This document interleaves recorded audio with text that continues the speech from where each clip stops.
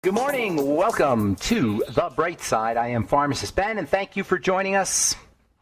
Our number today, 844-236-6010.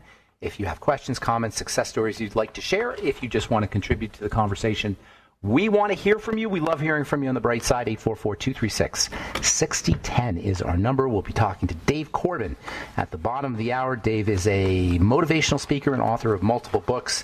He speaks to entrepreneurs. I love the science of entrepreneurship. I have been an entrepreneur for most of my life, and I think it's the best way to live your life. You be in control of your financial health, your financial well-being, not have to punch a clock. It's just an exciting, thrilling way to live your life. But it ain't for everybody. But if you're out there and you're an entrepreneur, you're going to want to hear what Dave Corbin has to say. His books are Illuminate, The Positive Power of Negative Thinking, as well as Preventing Brand Slaughter, How to Preserve, Protect, Support, and Grow Your Brand. And From Intermittent to Fulfillment, Psyched on Service, and Point Count. He's also a wonderful, entertaining, and funny speaker. We'll talk to Dave Corbin at the bottom of the hour about entrepreneurship, and we'll get your calls in our next segment, 844-236-6010. Speaking of entrepreneurship, if you are an entrepreneur and you want to start a home-based business, now's a great opportunity to join the longevity team, specifically the Brightside Ben team. Call 866-735-2470 for more info, or head to brightsideben.com, pharmacistben.com, or criticalhealthnews.com, and click on the Join the Team link and start yourself a home-based business and help change the world at the most fundamental level there is, with the power of nutrition, and change your financial health as well as your physical health and well-being. Because if you're part of the longevity business, if you take advantage of the longevity business opportunity, if you become part of the Brightside Ben team, you can get your products at the wholesale price, and that will change your physical well-being as well as your financial well-being by being part of the billion-dollar nutrition business. Call 866-735-2470 for more info, 866-735-2470, or go to brightsideben.com, pharmacistben.com, or criticalhealthnews.com, and click on the Join the Team link. All right, Dave Corbin will be with us at the bottom of the hour. 844-236-6010 is our number. We'll get your calls next segment. I want to continue talking about the power of the enzymes, the missing link. I consider enzymes to be the missing link in good health. You don't hear a lot about enzymes. On this program, you hear a lot about enzymes. We hear a lot about enzymes, or we know a lot about enzymes anyway, in terms of pharmacology, because many drugs work by inhibiting enzymes. Many drugs, in fact, the most basic mechanism, the most common mechanism of prescription drugs is as enzyme inhibitors.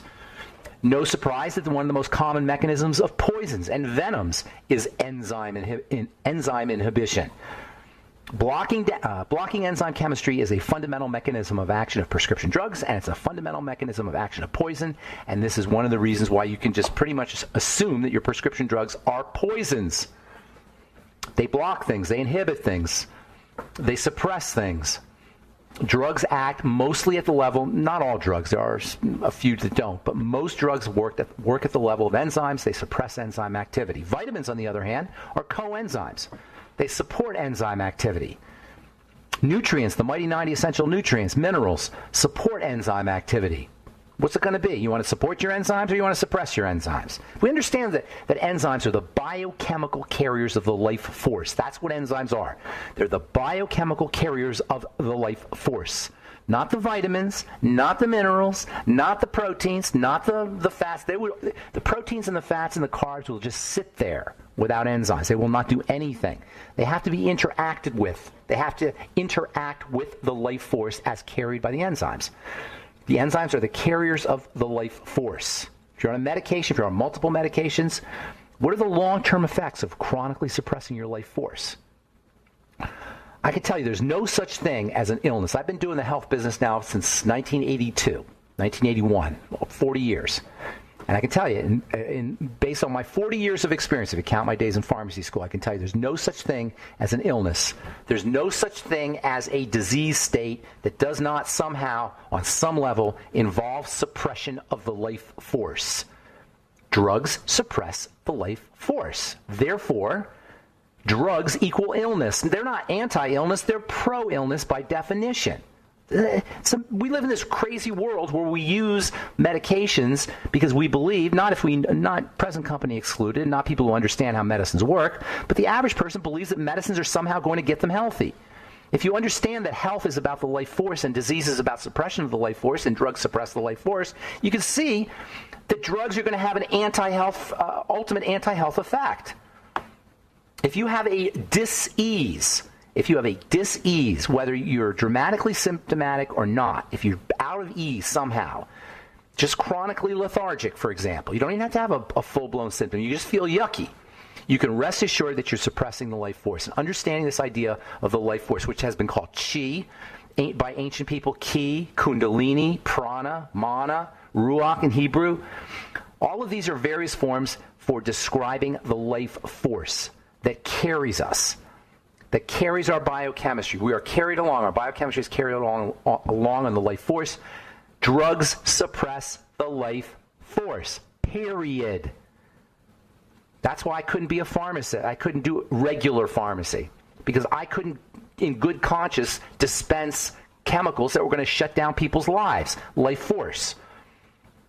Now, I know it sounds hyperbolic, perhaps, but that's literally what they do. When we talk about the mighty 90 essential nutrients, a lot of their relevance, particularly the vitamins and the minerals, are as molecules that activate or in some way support enzymes, support the life force.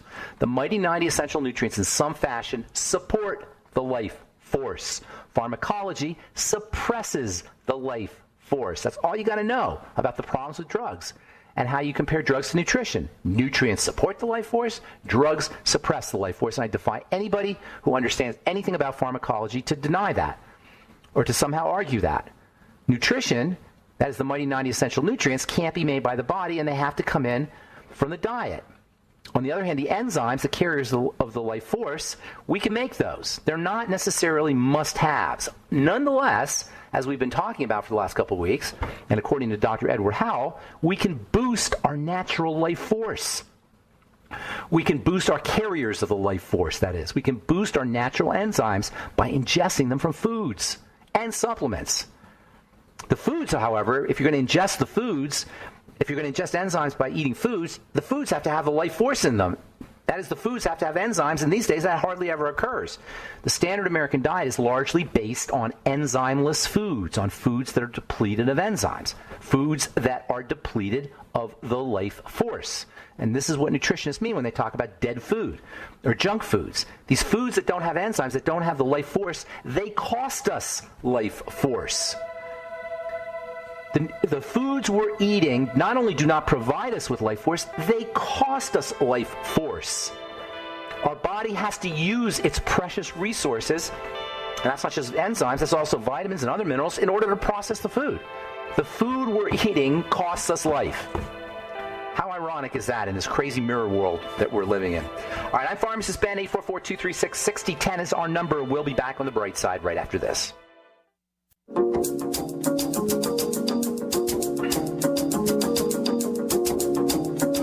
All right, we are back on the bright side. I'm Pharmacist Ben. 844-236-6010 is our number, and we have all our lines open. We'll get your calls to the segment. We'll talk to Dave Corbin at the bottom of the hour.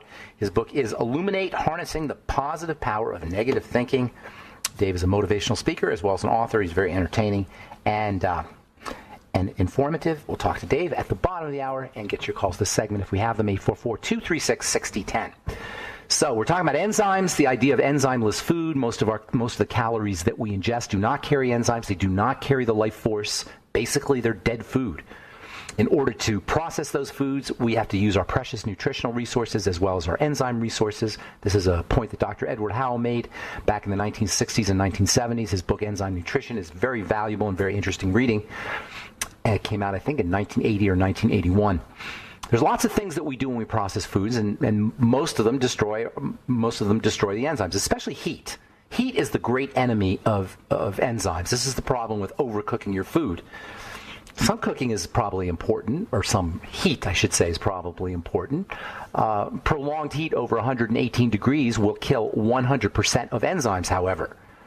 And most of us, when we're heating our foods, are doing that. 118 degrees is not all that hot. And if you're cooking your food, your veggies, for example, or your meat at normal temperatures, you're going to be missing the enzymes. And if most of our calories are coming from cooked foods, which is typical, it's likely we're going to be missing out on enzymes. We're going to be missing out on food enzymes, and we're going to be using up our metabolic enzymes.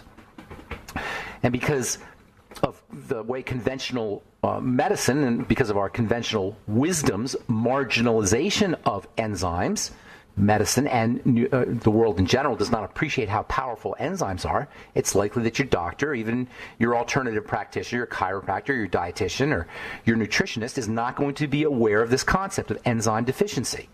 The marginalizing of enzymes, as well as other non-essential nutrients, like, for example, things like N-acetylcysteine and alpha-lipoic acid, by well-meaning healthcare professionals, has led us to believe that we can get our nutrition from power bars and from nutritional drinks and from powders that contain supposedly all the vitamins and minerals that we need, according to, of course, the RDAs, which I call the ridiculous deprivation allowance. This idea that you don't need to have anything but the RDAs of vitamins and minerals, and all you need to have is just a little bit of iron, a little bit of B vitamins, a little bit of vitamin C. This is behind much of our collective nutritional deficiencies. Cereals are example. Breakfast cereals are a classic example of this. Many breakfast cereals will have on their box contains all the necessary vitamins, all the RDA of all these vitamins. I remember Total when I was growing up. Total contained all the RDAs of all the vitamins. 100% of the RDAs. Baloney. You need more than the RDAs, and you need more than the smattering of nutrients that Total or Special K or your favorite health food cereal says it has on it. One of the most important points about enzymes is they only work within a narrow window of biological specifications, like heat, like pH, and like acidity.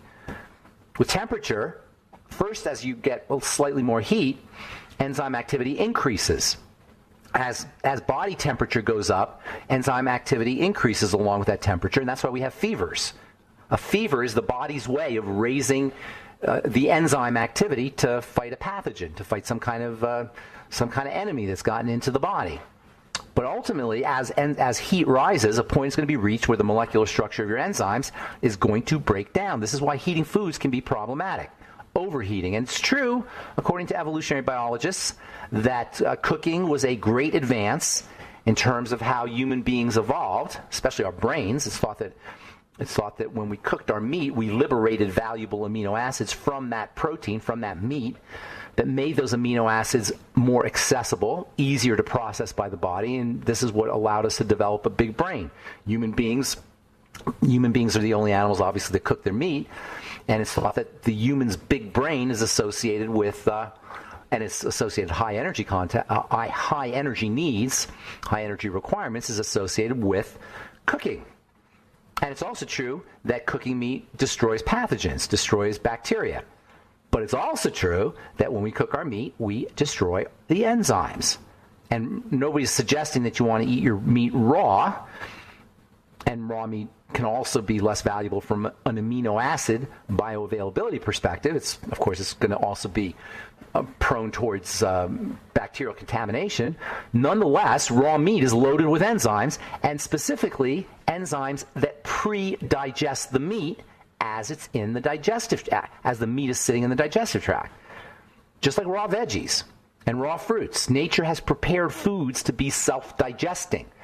So when an animal is killed by a lion or a tiger, that meat begins to self-digest. The enzymes in the meat, in the animal that has now been killed, start to digest the meat. And when the animal eats the meat, the tiger or the lion or the bear, whatever it is, eats the meat has been partially pre-digested.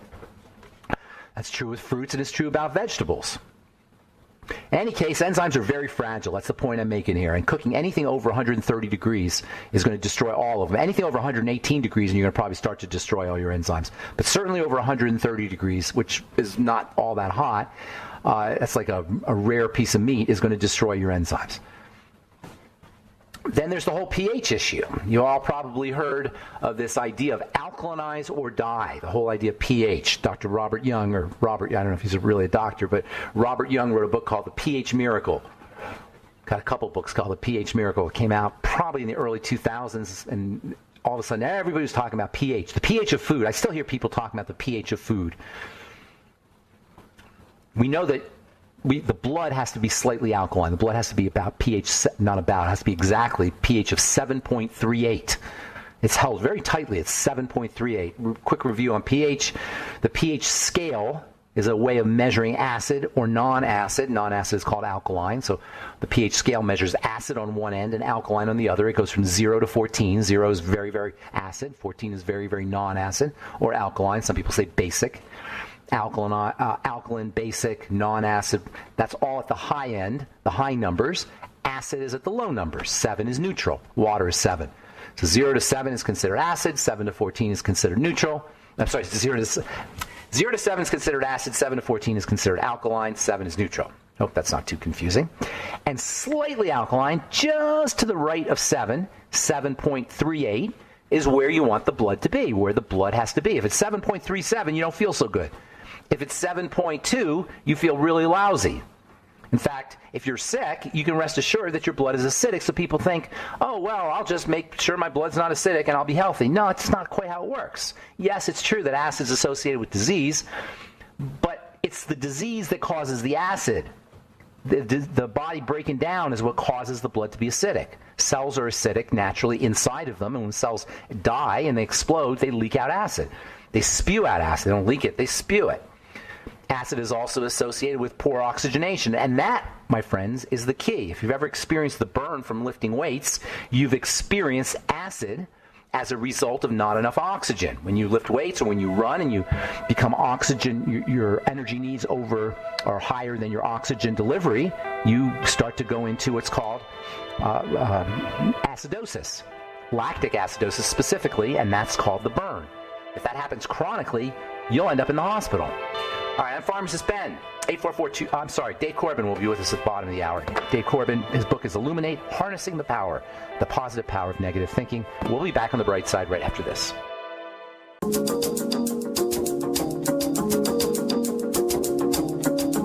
Okay, we are back on the bright side. I'm Pharmacist Ben. We're on the air Monday through Friday, 8 to 9 Pacific and 10 to 11 Central Time, 24/7 on the archive pages at brightsideben.com and benfuchsarchives.com. Thank you to Peter in the UK for setting that up. Peter's taking a little bit of a break. I've been meaning to email you, Peter, if you're listening.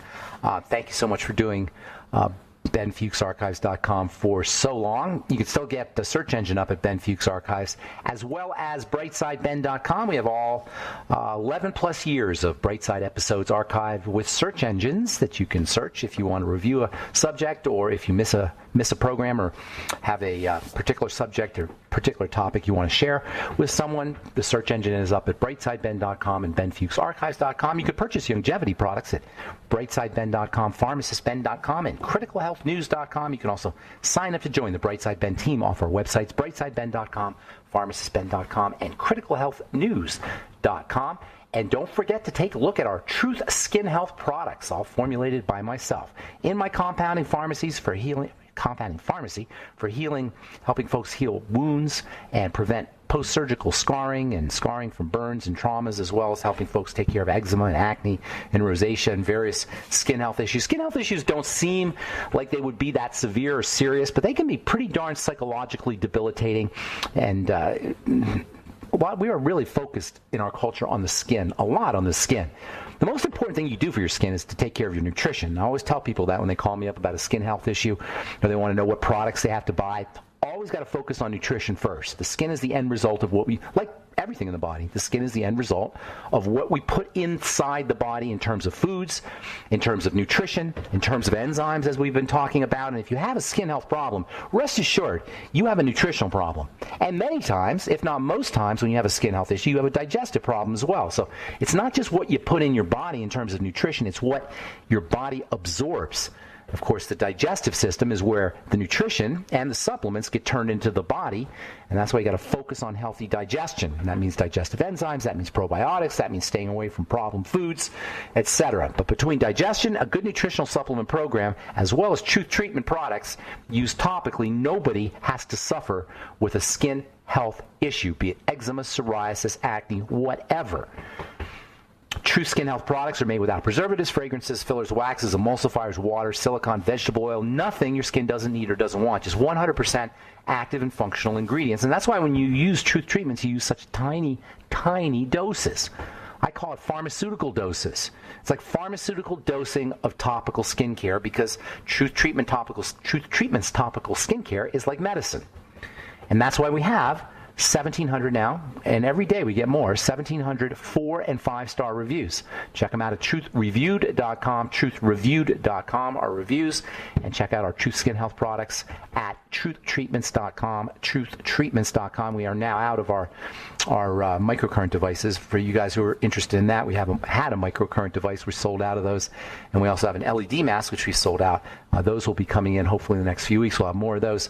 But we do have 10 or 12 topical skincare products, all featuring vitamin C, fat-soluble vitamin C, retinol, and topical plant-derived electrolytes. TruthTreatments.com for our Truth Skin Health products. Truth Reviewed with a D. TruthReviewed.com for our 1,700 plus 4- and 5-star reviews.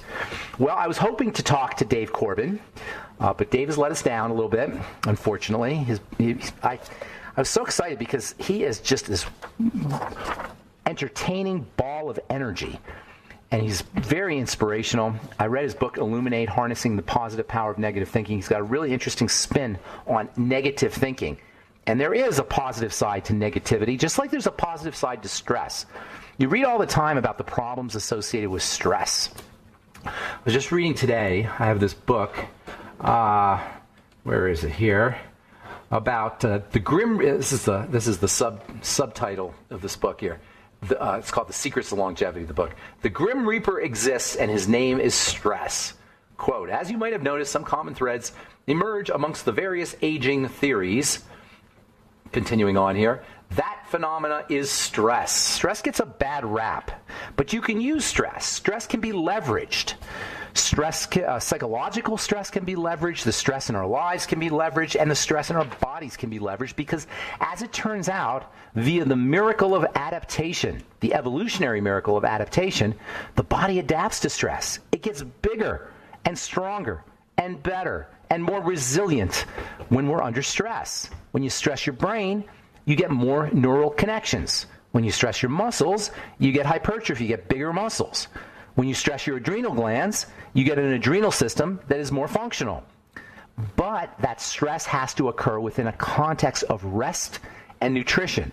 And so when we hear about the negative side of stress, what we're hearing about is the negative side of stress that's out of context.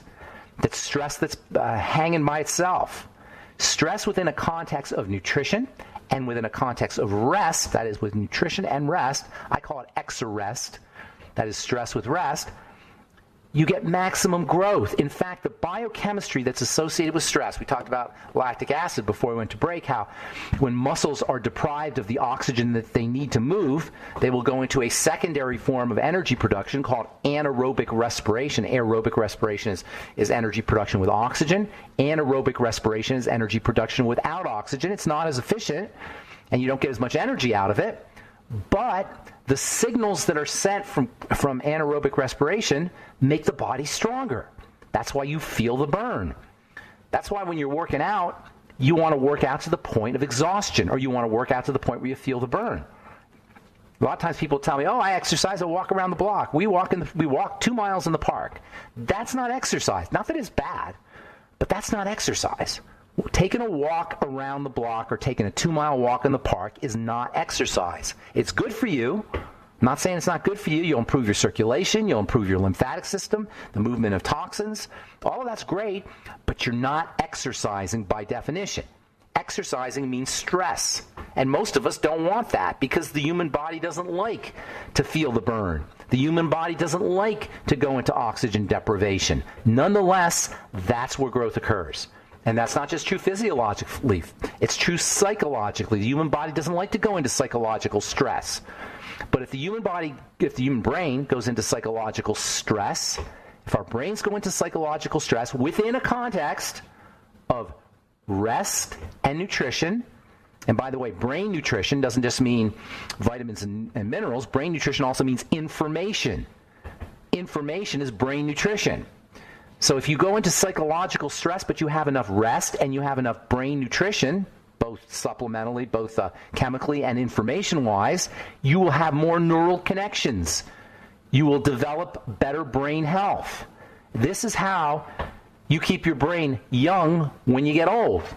This is how you prevent cognitive decline. You stress your brain within a context of rest and nutrition.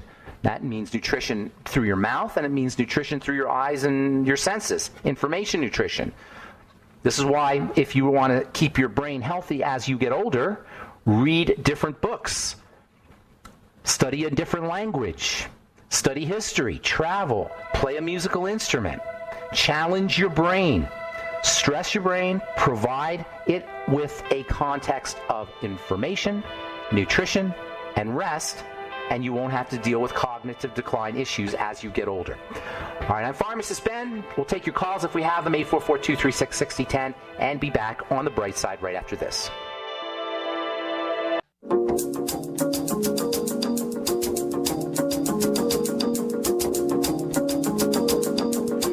All right, we're back on the bright side. I don't know if I really want to, if you guys are interested in talking about this, I'd love to hear what you guys think about this vaccine passport thing that's about to be foisted upon us here. Naomi Wolf, who's the author of a book called The End of America, has a video up that somebody just sent me. Mandatory vaccine passport could lead to the end of human liberty in the West. Apparently this vaccine passport can be used for other things, for modifying and controlling data. Microsoft is talking about merging this vaccine passport with various payment plans. It could be merged with your PayPal account, digital currency. There's some very interesting stuff that is on the way with this vaccine and vaccine passport. Why are people so freaked out about this virus? So you have to be asked. And I don't know if people are as much as we're being told we need to be freaking out about this to the point of having a vaccine passport. I'd love to hear what you guys have to say about this. If you have a take on vaccinations or on vaccine passports.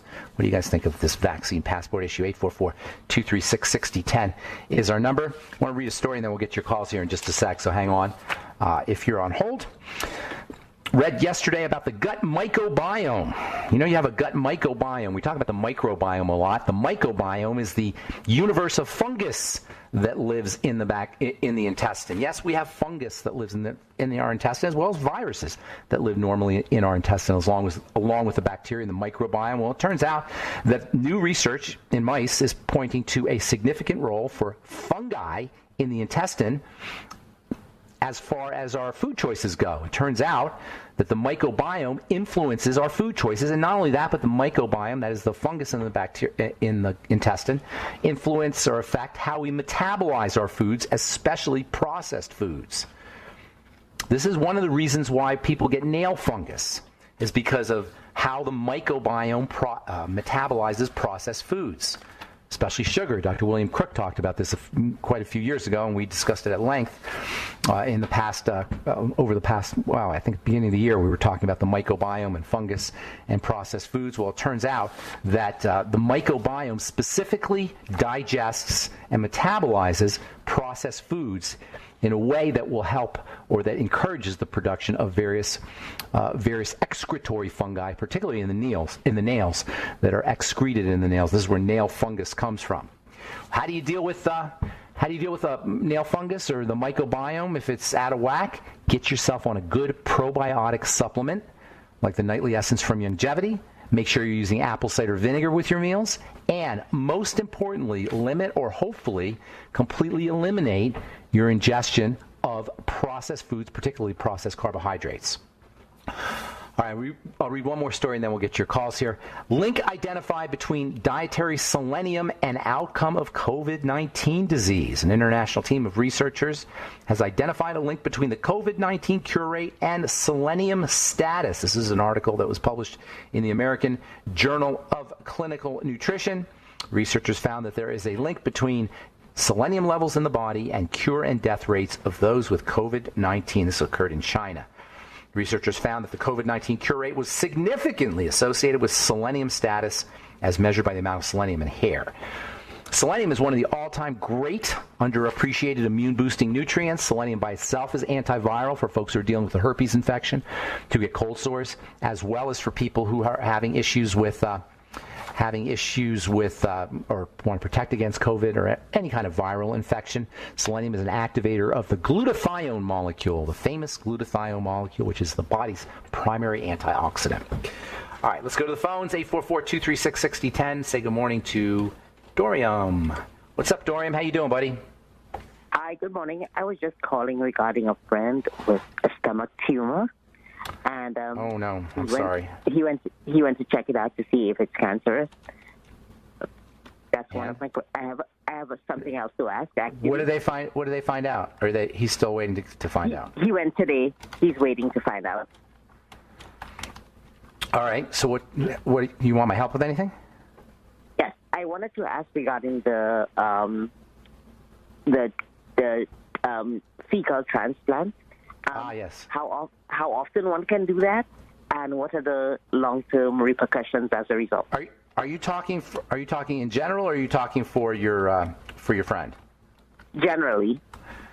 You know, I don't know about fecal transplant. For the listeners, bacteriotherapy it's called, is when you transfer stool from a healthy donor into the GI tract, rectally into a recipient. Usually, it's used to treat bacterial infections.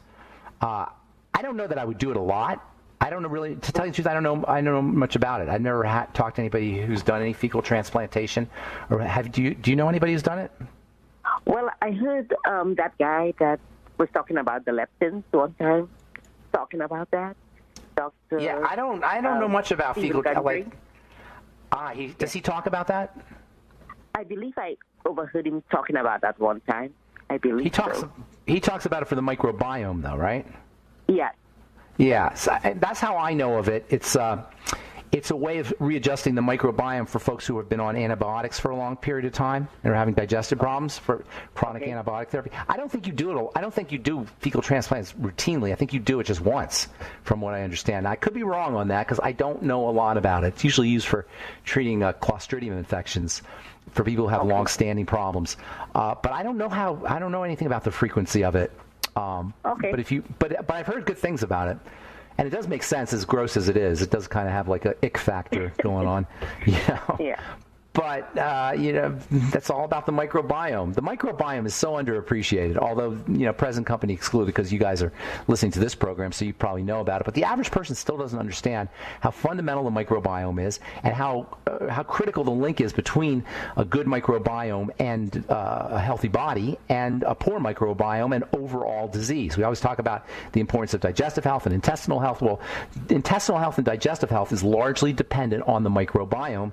And given that we drink antibiotic-laden water and we eat antibiotic-laden food and we take antibiotics intentionally, it's pretty difficult to have a healthy microbiome in our culture today. It's not going to really happen. And by the way, the microbiome doesn't just live, the bacteria that constitute the microbiome don't just live in the intestine. They live in the lungs. They live in the tear ducts. They live in the respiratory tract, and most especially these days, they live on top of the skin, on top of the body and the skin. In fact, there are actually microbiome-containing skin, or I should say, probiotic-containing skincare products that you can buy today. Actually, products that contain probiotics in them that you apply to your skin. I don't know how well they work. In fact, I suspect it's more about marketing than anything else.